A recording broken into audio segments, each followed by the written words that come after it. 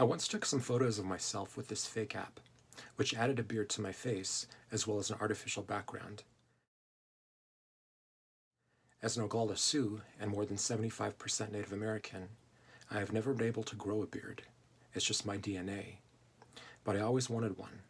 I've worn fake beards and goatees for acting projects and cosplay during science fiction and entertainment conventions, but I will never be able to grow my own. This fake app allowed me to. It allowed me to in such a flawless way that all of my friends and even some of my family members actually thought I had grown one. I got so many compliments that I did another. Same response. I look so different, kind of a daddy. Funny what a little hair will do. I don't know that I've ever been comfortable with my purse and suit. Most of us aren't. Magazines and movies tantalize us with perfection. People spend their lives and fortunes attempting to attain this perfection. I couldn't be bothered, but as someone who is on television, I do have to take steps, especially after 4K technology arrived, and the most minute skin imperfections being magnified. As such, I can't stand to watch segments of the shows I'm on. It is what it is. But it is unsettling how many filters we feel we have to use when sharing photos of ourselves. So what is real? What is not? This has been a recurring theme for a while now. Fake news, doctored images, deepfake videos, a virus some believe in, a virus some do not. How do we know it's real when something is invisible? If we can't see it, we can pretend it doesn't affect us, and yet we believe in a lot of invisible things.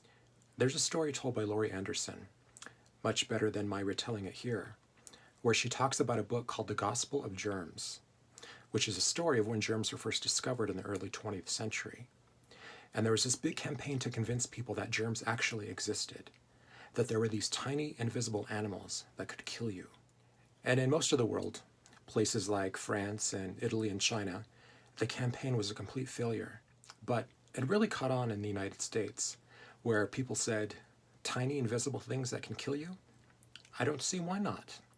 It's a place that already believes in a lot of invisible things. As an explorer in the paranormal community, the bulk of what I experience out in the field is unseen. The tools we use help us to gauge the unseen. Night vision, thermal, motion sensing and full spectrum cameras. Little boxes allowing us to hear the voices of the long dead. Wands which detect the energetic signatures of the unseen like tricorders.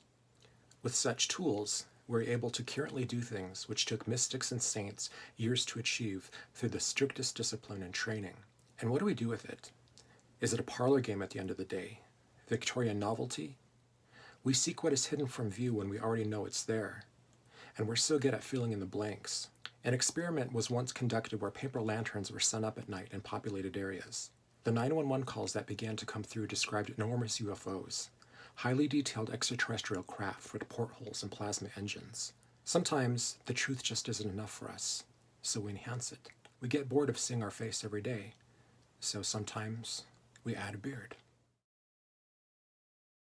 With my cultural beliefs, I have been aware of spirit animals from a very early age. They have always appeared to imbue me with their powers in times of crisis or when in need of guidance. One recurring spirit animal has been the bat.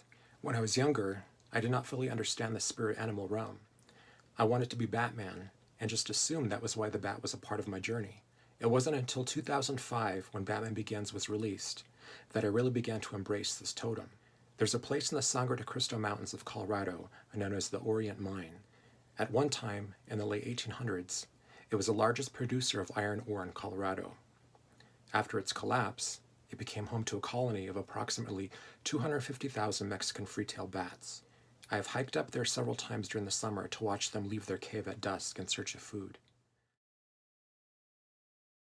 Standing under them as they flew out into the sunset, thousands of them, hearing their beating wings all at once, connecting to these mammals in the twilight, has always been a very mystical experience for me. Back in 2005, I studied them extensively. I became a member of Bat Conservation International and the Organization for Bat Conservation.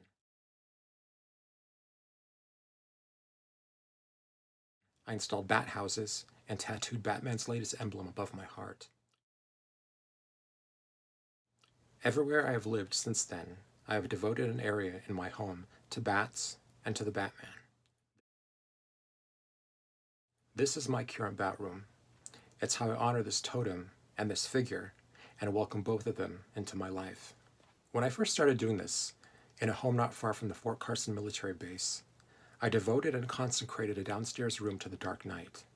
I had for some years been studying archetypes and began to really look at what this character represented and how he fit into my spiritual path. His darkness, his duality, his ethics, his legend. My special ceremony consisted of burning sage and cedar, spiritually cleansing the environment while playing a compilation of the scores from each Batman movie and television show. I filled the room with all of my Batman collectibles, posters, and photos, hanging a print of the Mayan bat god, CAMAZOTZ, above the door. On a table, I also had a framed tarot card. It came from an animal totem deck my friend once owned. I came into her mind while she was shuffling this deck when one fell to the floor. She picked it up and turned it around. It was CAMAZOTZ.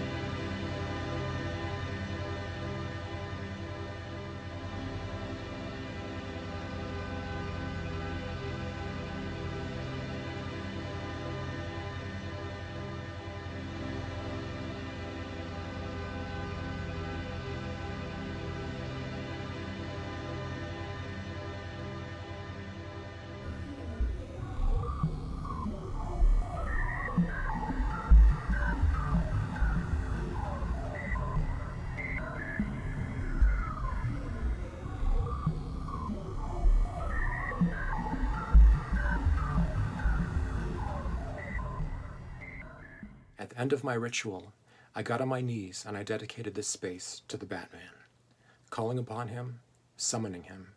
I closed my eyes and I felt his presence surrounding me. I knew it had worked when I went into my backyard afterward and happened to look at the moon glowing directly above me, just as a silhouette of a bat glided past. One of the inspirations for the Batman was the Shadow, who was featured in a number of pulp novels and radio serializations of the 1930s. One of his writers, Walter B. Gibson, wrote much of his stories in a Greenwich Village apartment in New York. After Mr. Gibson's death in 1985, a number of peculiarities began to happen there. Strange sounds were being heard there, the sounds of a man speaking and the sounds of someone walking, even though the apartment remained vacant for a time. From the windows, neighbors began to witness a man moving inside the home. The strange thing was that this ghost did not resemble Walter B. Gibson at all. It was apparently a very sinister-looking man in a long black cape with a wide-brimmed hat hanging low over his face and a dark scarf covering his mouth. It was the Shadow. Could Gibson have breathed so much life into this character in this apartment that he psychically, unconsciously gave it form, like a tulpa from Tibetan belief? When I first learned of this story while researching the Shadow, I knew this to be true, as there were many occasions after my Batman ceremony while I awoke in the middle of the night to the sound of heavy footsteps and creaks coming from that room. Sometime after moving into another home, I remember hoping the Batman would follow me to my new location. I had another ceremony and once again heard odd sounds coming from the new downstairs bat room. One evening, while walking by this room, I heard this. I am the night. Tell all your friends about me. The room was completely dark, and I entered without turning on the light, not wanting to startle anything inside. And then I heard, I'm Batman. I realized it was coming from this little bust. It was a frightening experience to hear such a voice coming from a vacant room when using the restroom in the middle of the night. As is usually the case with man, I tried to rationalize it first. The batteries are just old.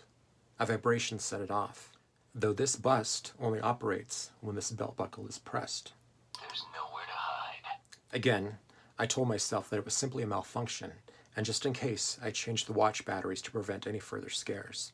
But the next night, walking by the room at around the same hour, he called to me from the bat room once more. Gotham City needs me. While researching the bat, I was learning about their echolocation and their symbolic aspects, their ability to see in the dark.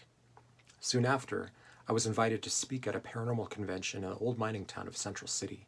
I conducted a talk and a ghost hunt in one of their oldest buildings, the Williams Stables. Afterward, myself and a group of friends in the paranormal field met me at a nearby restaurant for dinner. Just after placing my order, I received a phone call that the stables still needed to be broken down. There were several chairs from a seance that had been held there before my presentation that needed to be stored. I excused myself from the table and ran back, wanting very much to get back to my food after a long, event-filled evening. I was focused solely on my meal. It wasn't until I had run upstairs to the back of the storage area that I realized I hadn't turned on a light. It was pitch black, but I had found my way to the back of the room around obstacles without even thinking about it. In my mind's eye, I recognized the darkness, but I had not processed the fact that as a human, I could not see in the pitch black environment. But a bat could. I had pursued the bat all the previous summer, and its guidance remained with me. After I realized what had happened, my human nature took over, and I panicked a bit, feeling the walls for a light switch. Soon after, my friends arrived on the scene to help me with the chairs, but I didn't tell anyone what had happened. I didn't know how to. We often react in the same way when the unbelievable happens to us, even though throughout our life we ask for miracles. When they come, we deny them our belief. We apply forensics. We question our ability to process such information. Up in that dark attic space, I was asking myself if what had just occurred really did. Surely there must have been some measure of ambient light to guide me, when I knew there was not. Exiting the stables, I could hear the high-pitched clicks of a bat high above me. A lot of people at this moment, whether they realize it or not, are embracing the bat, attempting to feel their way through the darkness of a pandemic with no known light at the end of the tunnel. There are generic instructions to hold on to the light, to be the light, to be a light in your community. Good advice.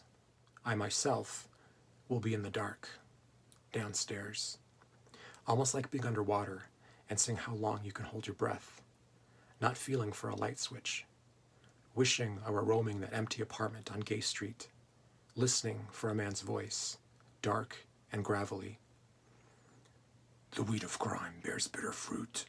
Who knows what evil lurks in the heart of men? The shadow knows. I'm Christopher Allen Brewer, and I thank you for watching.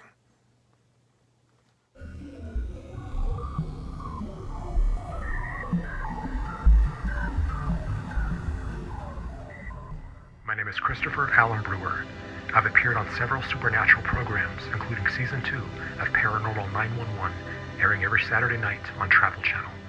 You can follow me on Facebook through the Future Ghost page and my website, thespiritchasers.com.